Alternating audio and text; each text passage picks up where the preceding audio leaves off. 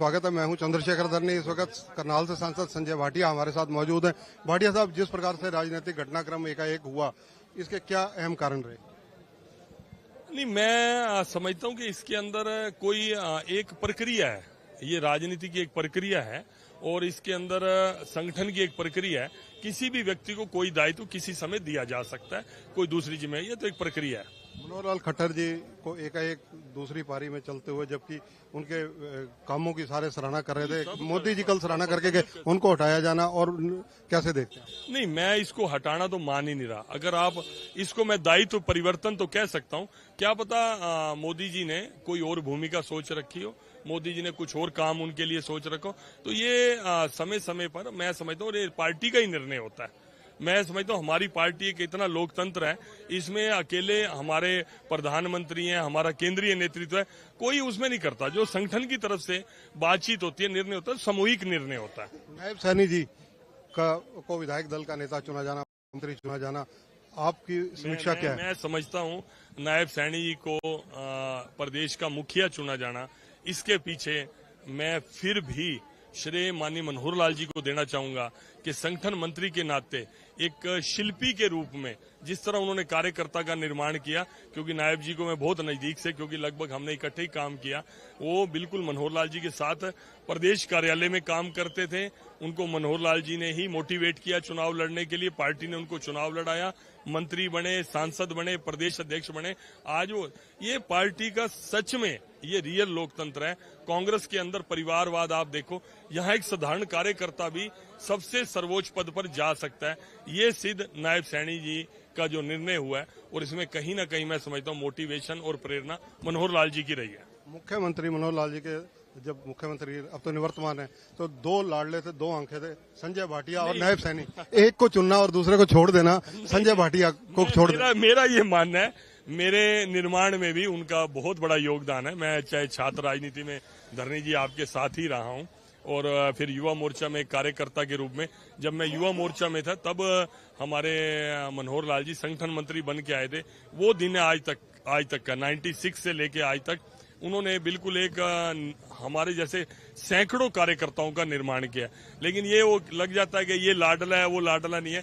मेरे जैसे सैकड़ों कार्यकर्ता मनोहर लाल जी के लाडले हैं और उनके द्वारा उनका निर्माण किया गया। आज सुबह से नाम तो चर्चाओं में संजय भाटिया का प्रमुखता से था। मैं भी सुन रहा था, मेरे पास भी फोन आ रहे थे, मेरे को जवाब देना मुश्किल हो रहा था, क्योंकि मेरे से तो किसी ने बात हुई नहीं, मेरी किसी से चर्चा हुई नहीं कोई। तो मैं मान रहा था कि वो आपका प्रेम हो सकता है, आपकी भावना हो सकती है, इसलिए आपने वो नाम चलाया होगा, लेकिन इस तरह की कोई चर्चा नहीं थी। संजय भाटिया क्या पानीपत शहरी से विधानसभा के चुनाव लड़ेंगे और मनोहर लाल जी करनाल पार्लियामेंट से?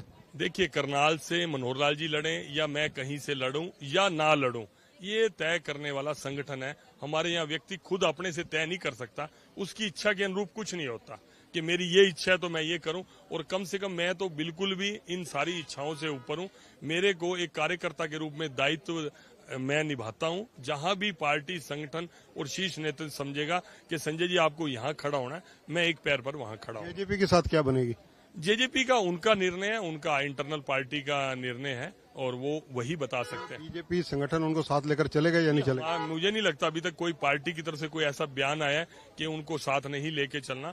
ये अब उनका निर्णय है, वो क्या करें। बीजेपी संगठन के कई बड़े चेहरे लगातार बोलते आ रहे हैं कि जेजेपी की वजह से बीजेपी को नुकसान हो रहा है। देखो, वो भी एक पक्ष था, वो लोग अपना विचार रखते थे। एक पक्ष ये भी था कि उन्हीं के कारण ही हमारी सरकार बनी थी। ये दोनों पक्ष चलते रहते हैं, फिर उस पर केंद्रीय नेतृत्व या पार्टी जो है वो निर्णय करती है।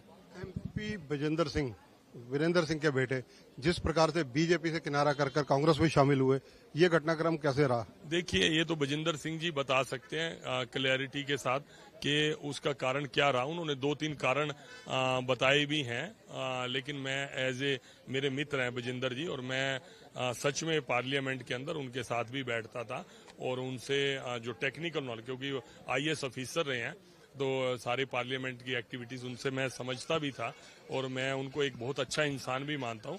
अच्छे भी हैं और ईमानदार भी हैं, बहुत अच्छे हैं बरजिंदर जी। लेकिन अब ये उन्होंने राजनीतिक फैसला क्यों लिया, अब मेरी समझ से परे है, क्योंकि मेरा भाव तो कार्यकर्ता वाला है बीजेपी के लिए, और यहीं वो रहने वाला। उनका क्या कारण रहा होगा, उन्होंने 2-3 कारण गिनाए, लेकिन वो कारण तो कब के खत्म हो चुके हैं।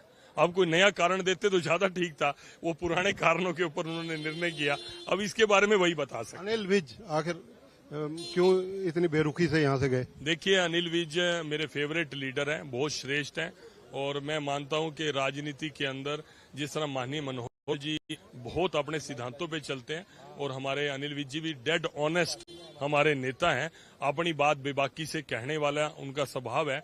वो अपनी बात उन्होंने अच्छे से रखी, अधिकारियों के सामने रखी, और बड़े सौहार्दपूर्ण वातावरण के अंदर रखी, और उन्होंने जो भी उनका मन था, जो भी उनका विचार था, उन्होंने उनके आगे रख दिया, और उसके बाद वो अपनी बात को पूरी करके वो चले गए। ऐसा क्या विरोधाभास हुआ जो उनको पूरी मीटिंग कंप्लीट होने से पहले? मीटिंग लगभग कंप्लीट ही थी, मीटिंग कंप्लीट ही लगभग, और उसमें पूरी में फर्क? लगभग कंप्लीट थी। कोई ऐसा होता है इजाजत लेके आदमी कहते है कि मैंने अपनी बात रख दी और मुझे अब जाकर अपना दूसरे काम के लिए जाना।